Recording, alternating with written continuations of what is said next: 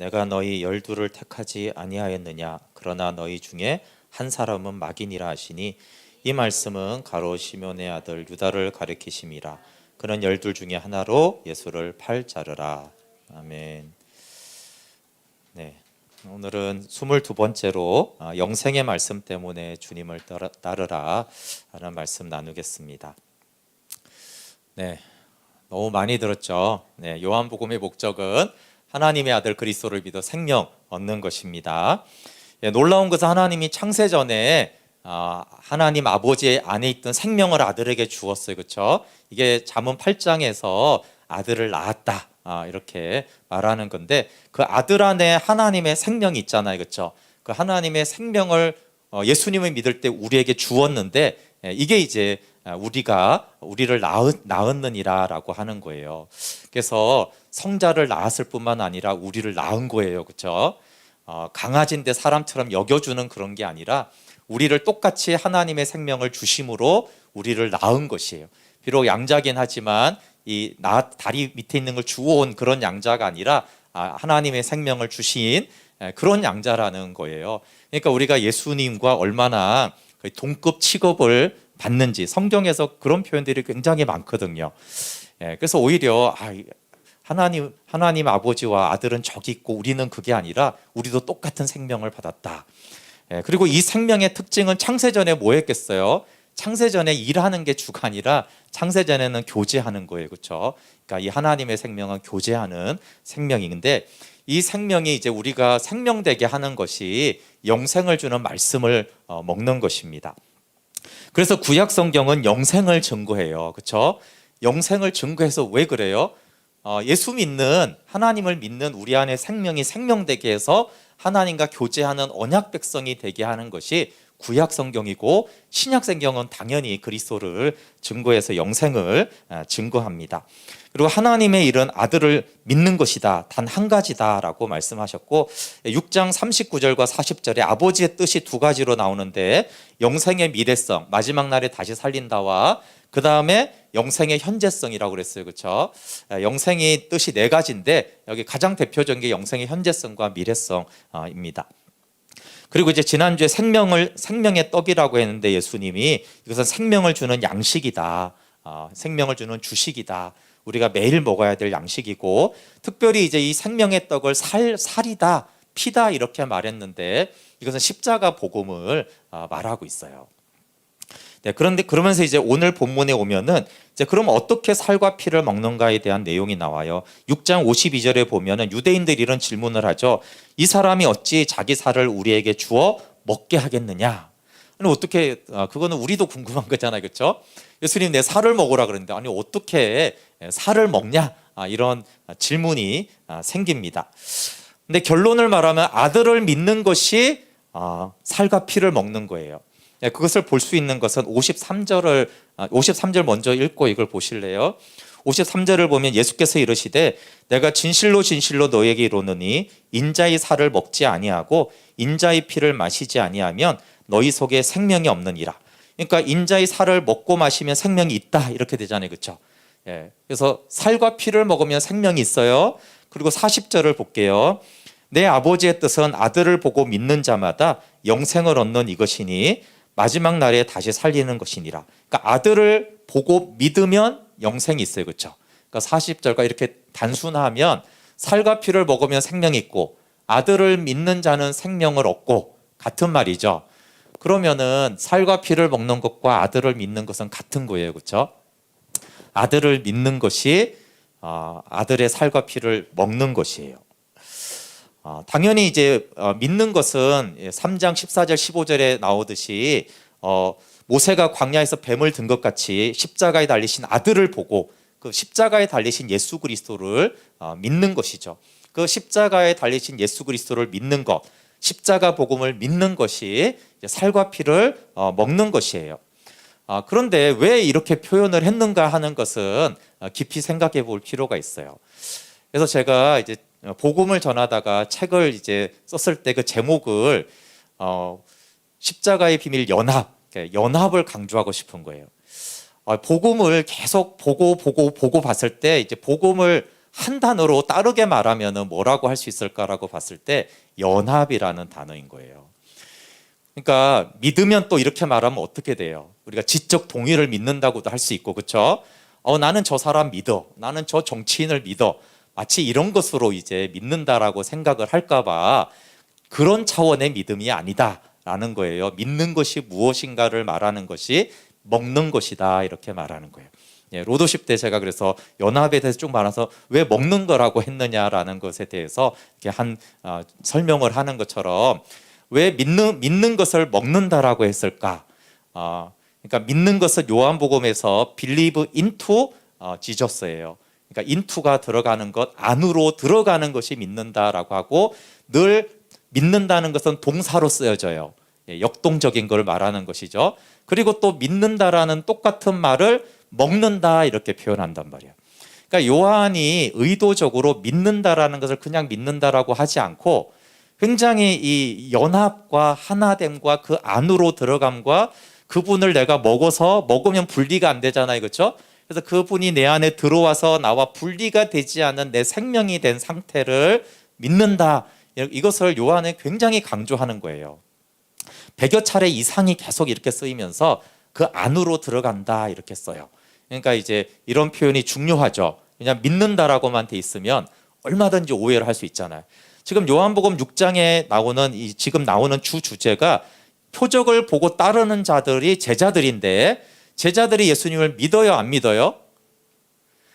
안 믿어요. 안 믿습니다.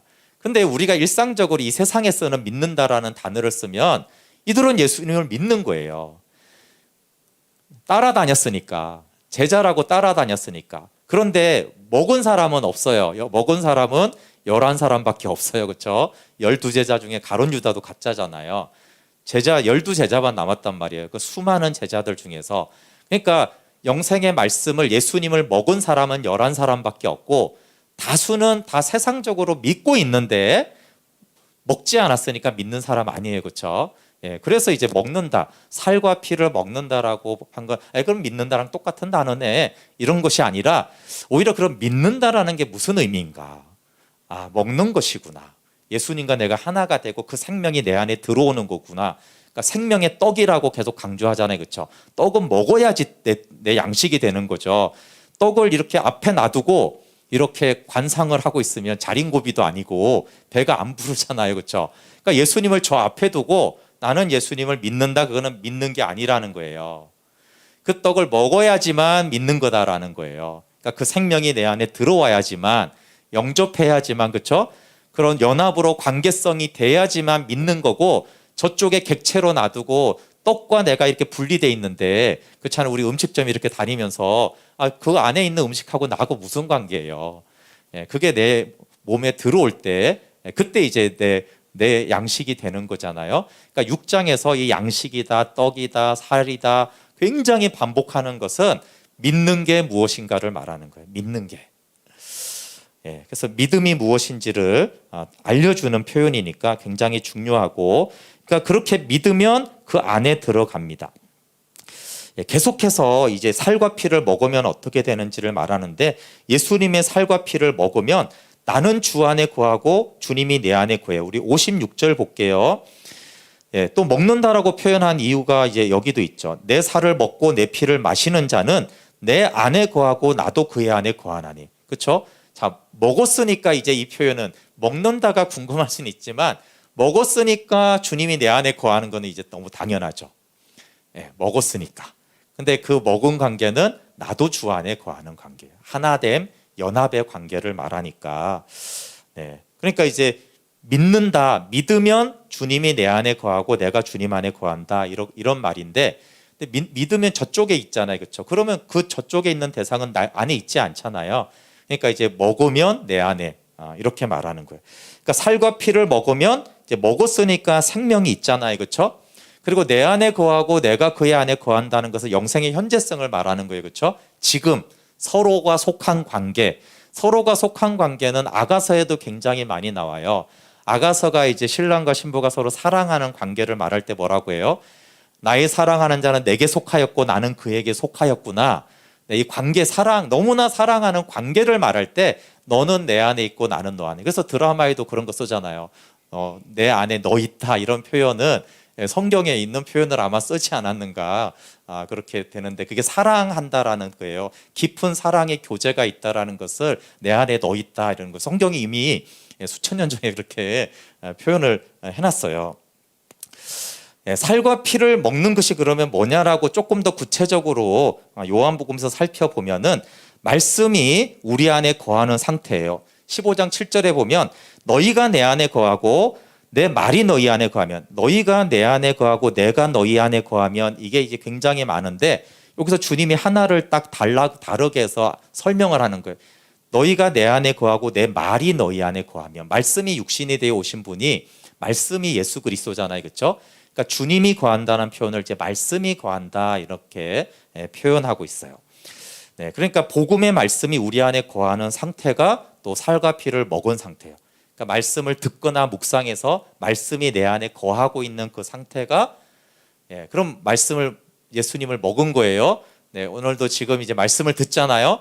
근데 이 말씀이 내 마음에 거하지 않으면 먹은 게 아니고, 근데 이게 계속 내 마음에 거해요. 집에 가도 거하고 다음 날에도 내 안에 계속 내 마음에 있어. 그럼 내가 예수님의 살을 먹었구나. 이렇게 이제 말하는 거예요. 그러면 그때 원하는 대로 기도해라 이렇게 말씀하고 있어요. 두 번째는 예수님의 계명에 순종하는 것이죠. 15장 10절에 너희도 내 계명을 지키면 내 사랑 안에 거한다. 어떻게 거하느냐라고 했을 때 내 계명을 지키면, 그러니까 즐거이 주님의 뜻대로 내가 행하고 싶고 그래서 순종을 한 거예요. 그 왜 순종을 하게 됐을까요? 살과 피를 먹어서 그래요. 살과 피를 먹어서 내가 살과 피를 먹으니까 이렇게 막 순종하고 싶네, 순종이 되네, 그런 거예요. 또 물론 순종했을 때도 이렇게 먹는 거죠. 그러면 예수님의 살과 피를 먹으면 결론적으로 한마디로 뭐라고 하냐면 나로 말미암아 사는 상태가 된다 이렇게 말해요. 예수님을 먹었으면 어떻게 돼요? 자꾸 예수로 살게 돼요. 뭐 직장에서나 가정에서나 학교에서나 자꾸 예수로 살게 돼요. 알잖아요, 그렇죠? 내 생각으로 저 사람 대하면 내가 이렇게 대할 거 아는데 자꾸 내 예수님으로 대하네요. 예수님으로 난 이 일을 이렇게 대했는데 예수님으로 이 일을 대하네요. 쓰레기를 버려야 되는데 치워야 되는데 나를 아는데 예수님으로 저 쓰레기를 내가 줍고 있는, 그러니까 예수로 말미암아 사는 상태가 어떤 상태예요? 예수를 먹은 사람이라는 거예요. 또 먹으면 살게 되고 사는 걸 보면 내가 예수님을 먹었구나, 예수님을 그렇게 먹는 것으로 믿고 있구나라는 것을 알 수 있어요. 같은 표현은 이제 갈라디아 2장 20절이잖아요, 그렇죠? 내가 그리스도와 함께 십자가에 못 박히니까 그 옛사람은 못 박혔고 내 안에 그리스도가 사는 것이니까 그리스도로 내가 살고 그리스도로 선을 행하고 그리스도로 율법을 지키는구나, 그게 나로 말미암아 사는구나, 같은 거죠. 그러니까 내가 그리스도와 함께 십자가에 못 박혔다라는 것과 예수님을 먹는 것도 같은 표현이에요. 근데 예수님을 먹는 게 아까 십자가 복음을 완전히 내가 받아들이니까, 그러니까 옛사람이 못 박히잖아요, 그렇죠? 그 십자가 복음을 내가 완전히 먹었는데, 그럼 십자가 복음은 옛사람을, 육신을 십자가에 못 박아 버리니까 예수님과 함께 십자가에 못 박혔고 내 안에 그리스도가 사는구나, 그 믿는다를 그렇게 리얼하게 먹는다라고 표현하는 거예요. 그러니까 십자가 복음을 우리가 먹어버리면 어떻게 돼요? 옛사람이 십자가에 못 박히죠. 그러나 먹어버리지 않고 십자가 복음이 저쪽에 있어. 그러면 이제 그렇게 믿는 거는 우리가 경험하지만 내 옛사람이 안 죽잖아요, 그렇죠? 근데 어느 날 성령이 그걸 믿게 하시면 경험한 분들도 많죠. 내가 그 십자가를 먹어버리잖아요. 그럼 진짜 내가 못 박혔네. 진짜 내 안에 예수님이 사시는구나, 이렇게 되는 거예요. 그러니까 그렇게 복음을 먹어버리라는 거죠. 예수님이 우리의 양식입니다. 여러분 혹시 시간 되시면 인터넷에 아마 많이 있을 거예요. 가시고기 이렇게 한번 쳐보시면 새끼가 부화될 때까지 이 돌보고 자신의 살을 먹게 하는, 굉장히 물고기 얘기지만요 감동이 돼요. 소설도 있죠. 이제 가시고기라는 소설이 이렇게 있는데 자식을 위해 자기 몸을 양식으로 내어주는 거예요. 근데 이게 이제 이 물고기 얘기가 왜 이렇게 감동이 되고 또 소설화가 되냐 하면은, 인간은 누군가를 양식으로 살아가요. 그러니까 누군가를 의지하고 도움을 받아 살아갑니다. 그러니까 자식이 대표적으로 이제 부모를 양식으로 살아가는 거예요. 부모를 양식으로. 근데 이제 가시고기는 실제로 이 가시고기가 부화를 해가지고 그 지친 새끼를 돌보다가 지치고 이제 죽어가는 이제 그 죽은 그 아버지 살을 실제로 먹거든요. 그 고기를 먹고 그 에너지로 이렇게 자라가요. 살거든요. 그래서 실제로 이제 이 가시고기는 그런 것인데 아이들이 부모 없이 살 수 없고 친구 없이 살 수 없죠. 근데 하나님과 분리된 모든 인간들은 하나님을 대신하는 다른 존재를 양식으로 삼아요. 그러니까 부모나 친구나 선생이나 이웃이나 자녀 그 누군가가 양식이 돼요. 그래서 사람들이 하나님과 분리된 인간이 처음으로 양식 삼는 것이 다른 사람이에요. 근데 다른 사람을 다 양식 삼고 싶은데 이게 양식이 혹시 안 되잖아요. 다 나를 떠나고 왕따시키고 그러면은 그 다음에 이제 양식 삼는 것이 물질이나 성공이나 풍요나 명성 같은 그 무엇이에요. 그러니까 그 누구를 양식 삼다가 하려다가 그 무엇을 이제 양식으로 삼으려고 합니다. 그런데 이제 참된 양식이 아니에요. 그러니까 허기지고 목마르죠. 그러니까 사마리아 여인이 남편이 없다는 얘기가 그 얘기잖아요. 그렇죠? 내가 누구도 의지해보고 양식 삼아보고 그 무엇도 내가 양식 삼아봤는데 남편이 없다. 나는 여전히 목마르다. 그러니까 이 세상에 성공했다고 막 나와서 막 강연을 하지만 사실 그 사람 삶을 찾아가 보면은 목마르잖아요. 하나님이 양식이니까. 그래서 예수님이 내가 생명의 떡이다라고 하는 건 뭐예요? 너희는 나를 양식 삼아야 된다. 원래 하나님을 양식 삼으라고 인간이 만들어졌는데 하나님이 양식이 되지 않으니까 그 누군가나 그 무엇을 이제 양식으로 삼는데 그것은 목마르다. 근데 사마리아 여인이 예수님을 양식 삼고 이제 기뻐하잖아요. 그렇죠? 다시 목마르지 않아요. 그래서 우리는 예수님을 양식 삼아야 되고 우리가 누군가를 양식 삼으려고 하는 것은 하나님을 양식 삼으라는 그 그림자로 모형으로 이제 우리가 느끼는 것입니다. 예수님이 자신을 양식으로 얼마나 많이 말하는지 몰라요. 48절에 내가 곧 생명의 떡이다. 51절에 나는 하늘에서 내려온 살아있는 떡이다. 51절에 사람이 이 떡을 먹으면 영생한다. 또 내가 줄 떡은 곧 세상의 생명을 위한 내 살이다. 그러니까 예수님이 내가 양식이다라고 얼마나 많이 말하는지 몰라요. 너희는 나를 먹고 살아야 돼. 너희는 다른 사람을 자꾸 먹으려고 하지 마. 다른 무언가를 먹으려고 하지 마.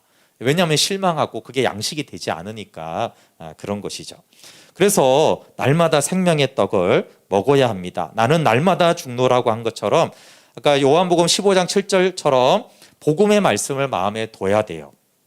그리고 여기서는 예레미야 31장 33절에 내가 나의 법을 그들의 속에 두며 그들의 마음에 기록한다. 새 언약 백성.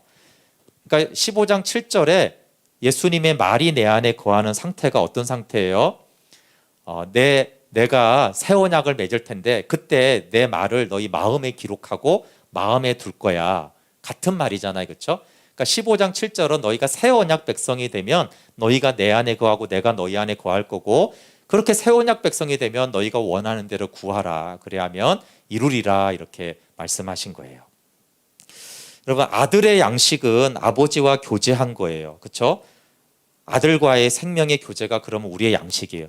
예수님은 아버지와의 교제가 영적인 양식이었다고요. 그럼 우리도 영적인 양식이 뭐냐 하면 아들과의 교제가 우리의 양식이고 그러면 하늘의 생명으로 사라지게 돼요. 그리고 정말 이것이 양식이 되면 아들을 먹지 않고는 살아갈 수가 없어요. 그러니까 이게 정말 양식이면. 그러니까 정말 양식이 되면 양식을 안 먹고 살 수 없잖아요. 근데 우리가 해외를 가면 참 신기한 게 있어요.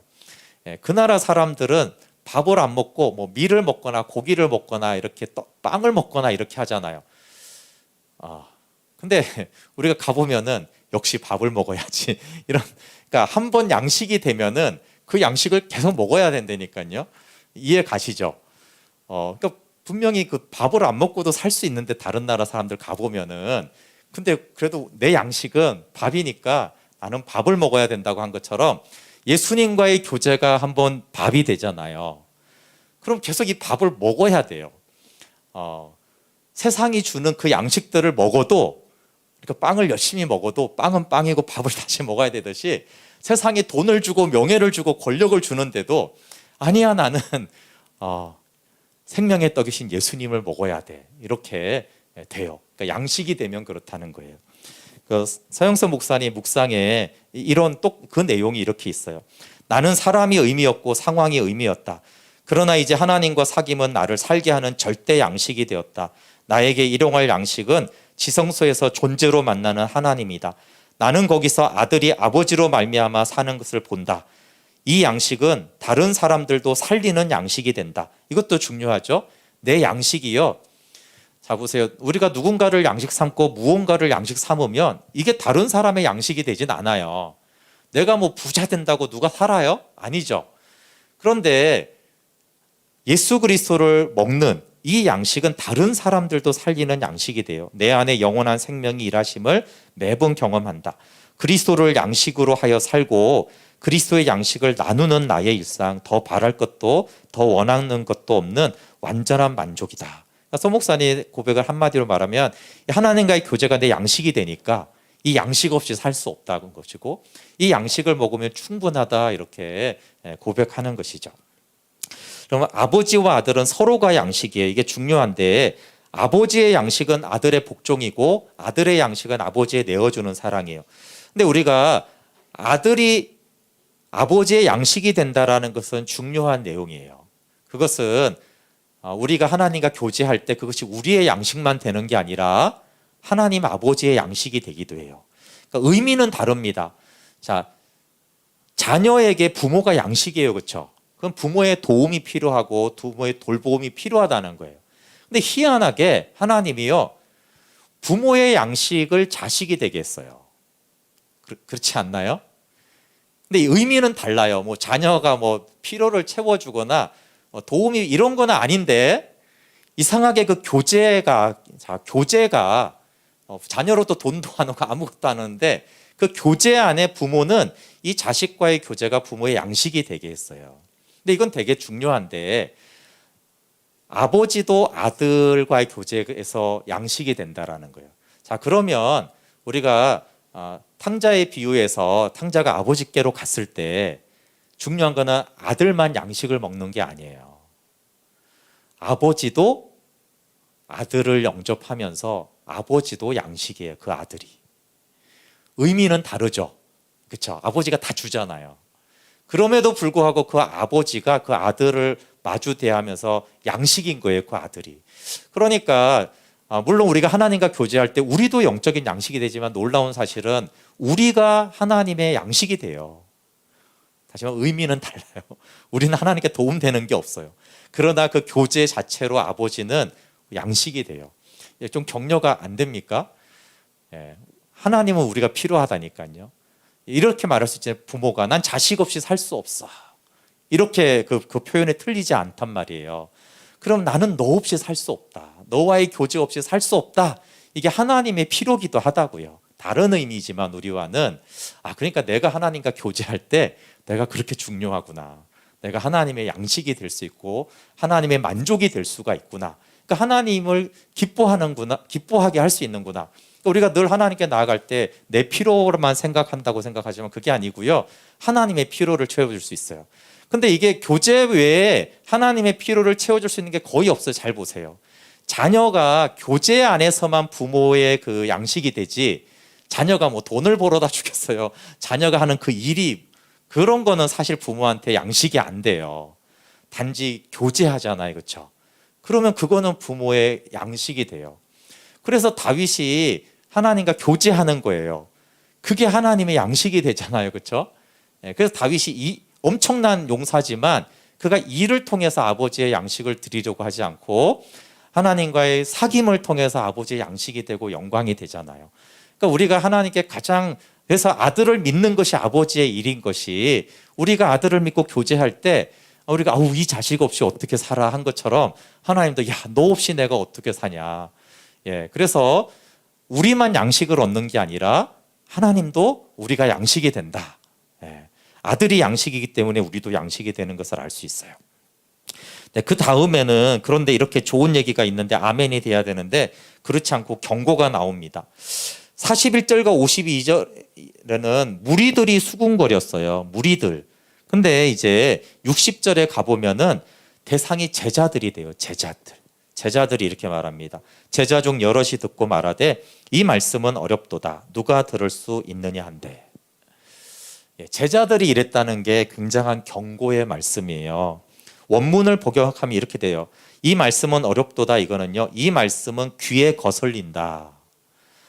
NIV에 보면 이 말씀은 받아들일 수가 없다 이렇게 돼 있어요. 귀에 거슬린다. 이해하시죠? 귀에 거슬린다. 61절도 동의어인데 예수님이 이렇게 말씀해요. 이 말이 너희를 걸려 넘어지게 하느냐?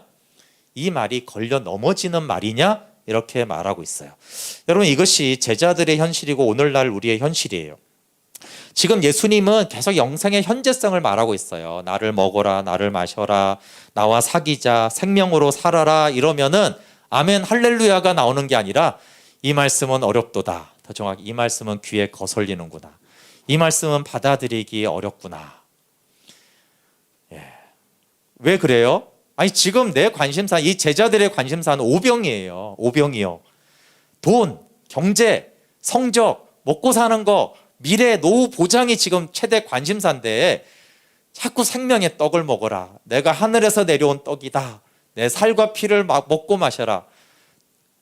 관심이 없죠. 그것도 한 번 말하면 되는데 보셨지만 계속 반복해서 말하면 거슬리잖아요. 그렇죠?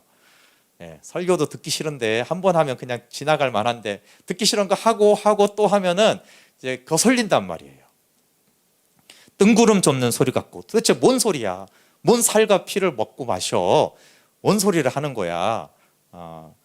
그러니까 이제 알아듣지도 못하고 거슬립니다. 근데 여러분 여기 굉장히 중요한 게 영생의 현재성에 대한 말씀, 생명을 주는 말씀이 자꾸 귀에 거슬리면 그게 사망에 있기 때문에 그런 거예요. 사망에.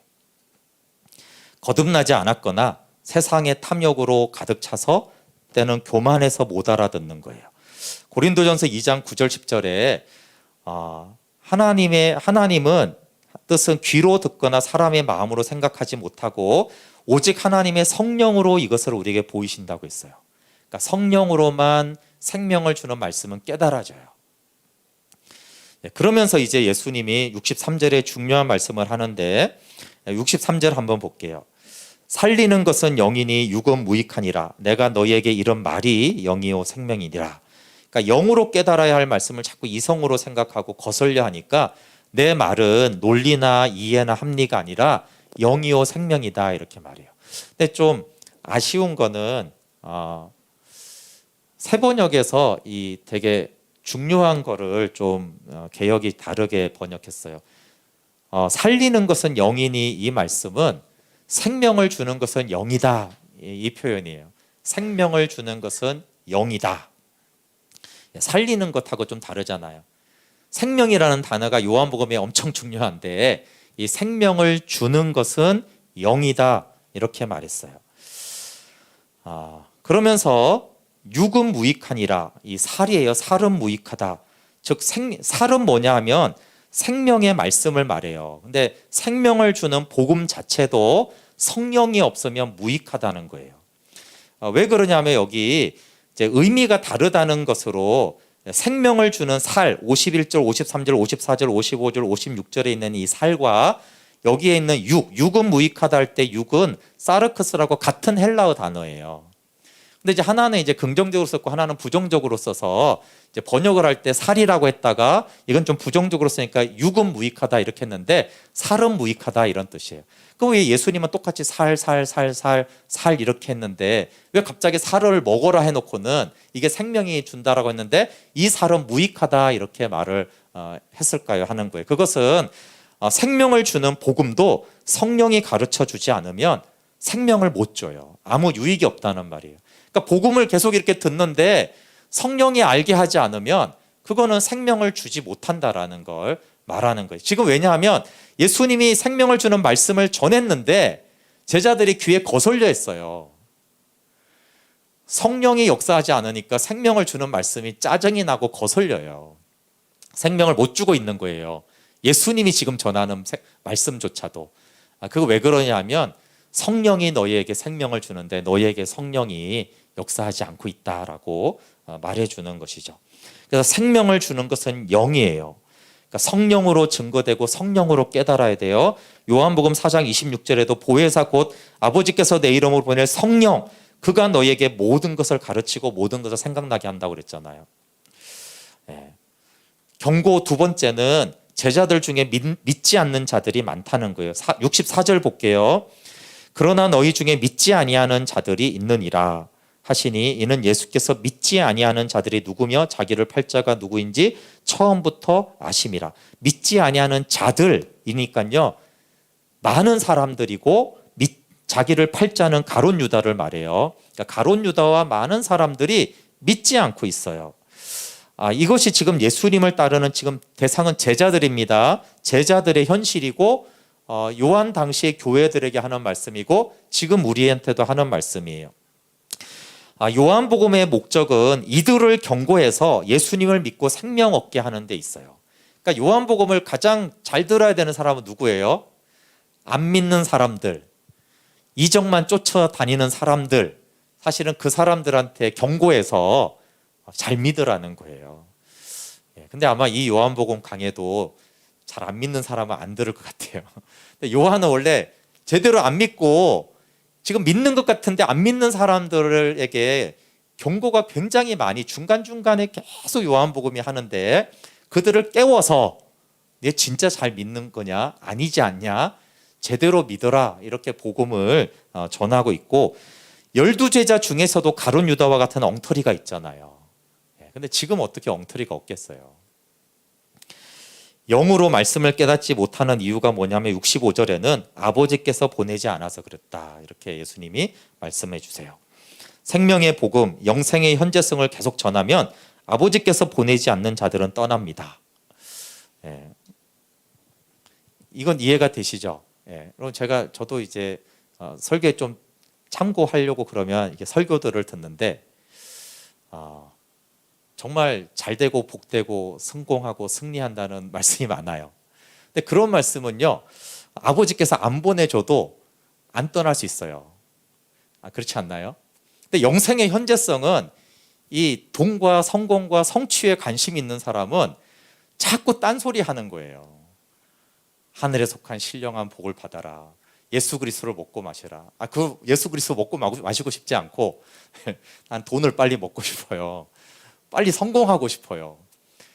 근데 예수님이 계속 영생을 말씀하세요.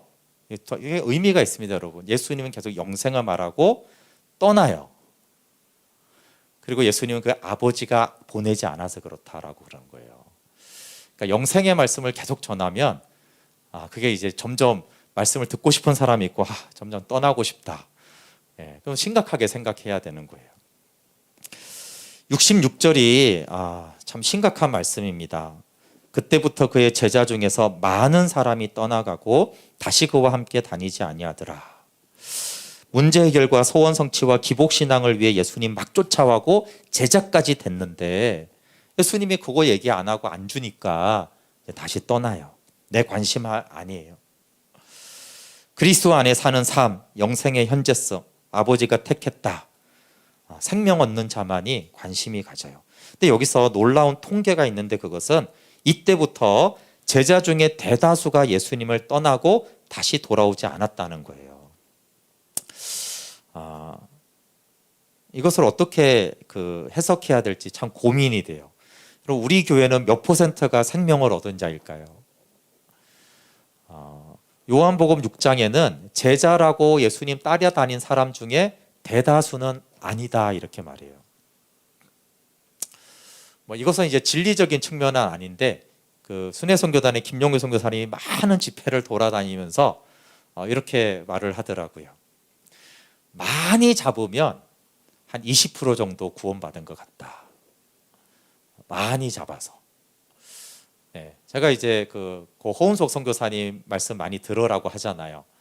근데 이분의 말씀 중에 딱 한 가지 정말 그런가 이런 내용이 있는데 그게 뭐냐면 호은석 선교사님은 2%가 구원을 받았을 거다 이렇게 말해요.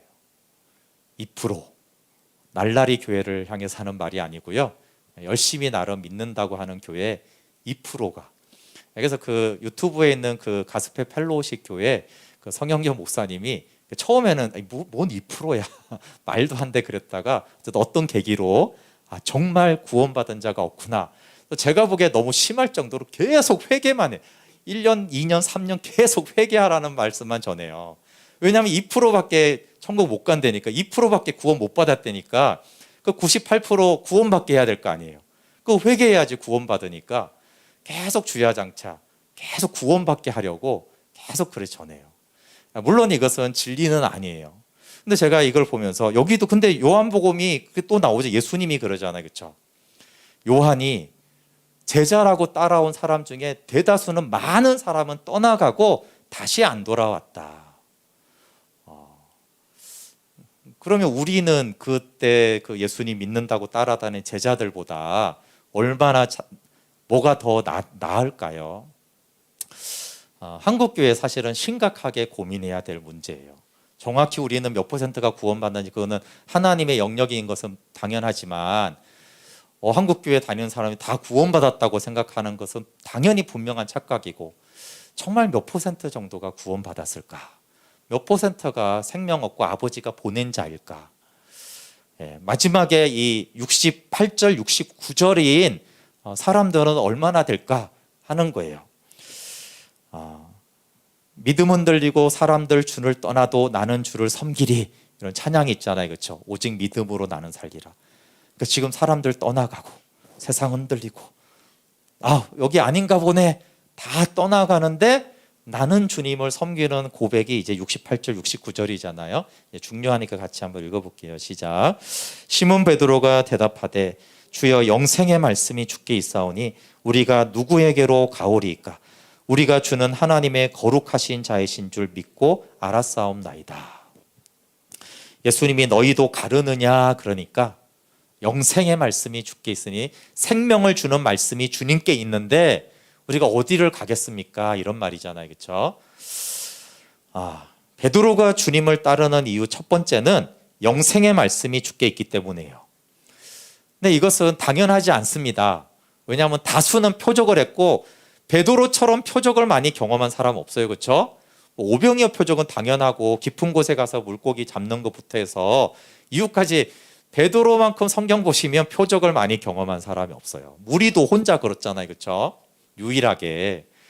그런데 베드로가 내가 주를 따르는 이유는 영생을 주는 말씀이 있기 때문입니다. 이렇게 말하는 거예요. 여러분 표적을 많이 경험하시길 바라요. 그건 정말 복이에요.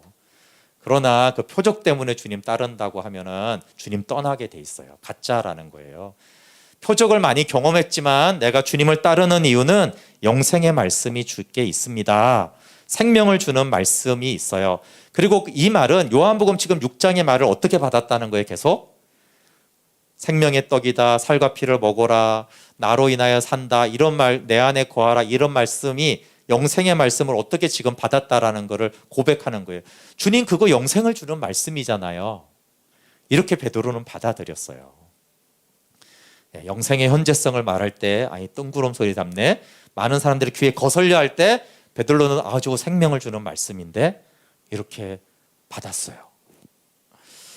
두 번째 베드로가 주를 따르는 이유는 여기 69절인데 우리가 주는 하나님의 거룩하신 자이신 줄을 믿고 알았사옵니다.